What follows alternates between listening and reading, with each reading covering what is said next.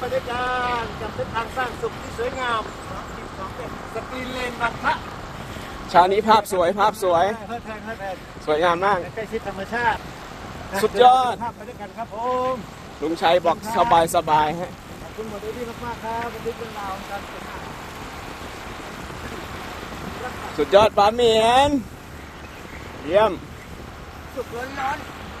ไปสุกล้นๆนะฮะไปครับ